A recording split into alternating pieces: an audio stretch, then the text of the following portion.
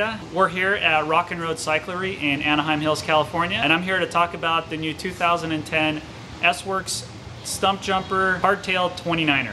What we have here is basically a full carbon 29er hardtail race bike.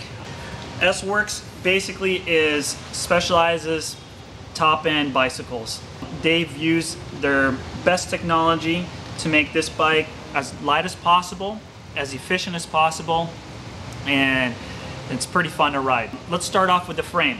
What we've got here is a full carbon hardtail where they've used some technology from the roadside where they've tapered the head tube. So what we have here is a 1.1 inch that tapers out and flares to 1.5 inch width.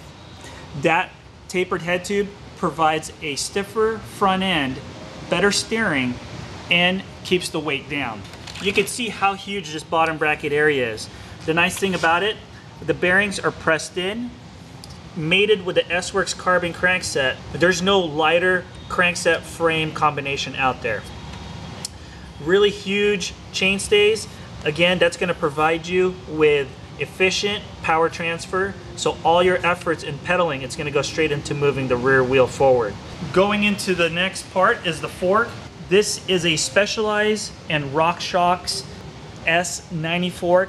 RockShock's and Specialized combined forces to create basically one of the lightest 29er forks in the market.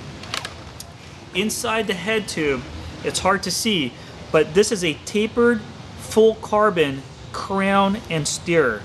So Specialized designed this to create a lightweight fork. Carbon crown, tapered head tube, full carbon steerer.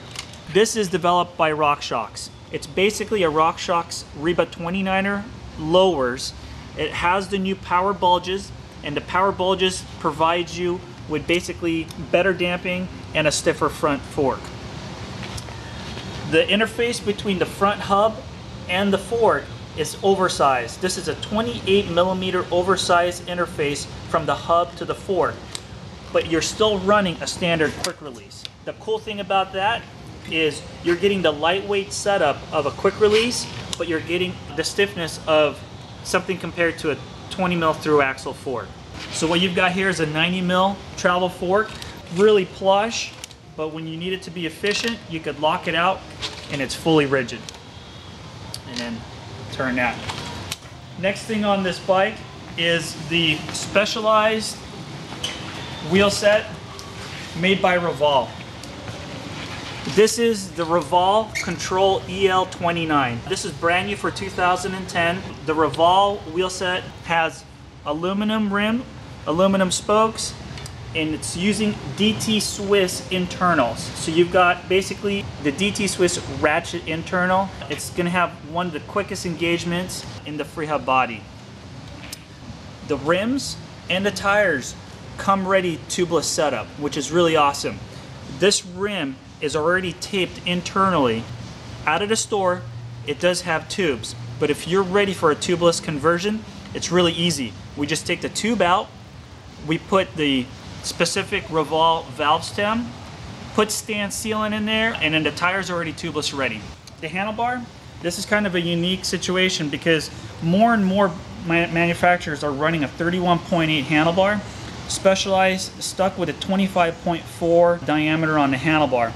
And what that 25.4 provides is a lighter weight handlebar, a lighter weight stem, and you're actually going to get a more compliant ride quality out of the handlebar because there's a little bit of flex coming out of the 25.4. The next thing is the drivetrain. This is the new 2010 SRAM 20. It's a 2x10 setup. And what that means is on the cranks, you're going to be running 2 chain rings and 10 speeds in the back. Your gear ratio in the back is 12:36, and your gear ratio on the front, you're going to be running a 26:39. And that's going to be plenty of gears for racing or regular trail riding. The 2x10 setup provides you with a lightweight system and a very simplified shifting. You're still running the SRAM thumb design. That's the S-Works Carbon 29er hardtail from Specialized. Thanks.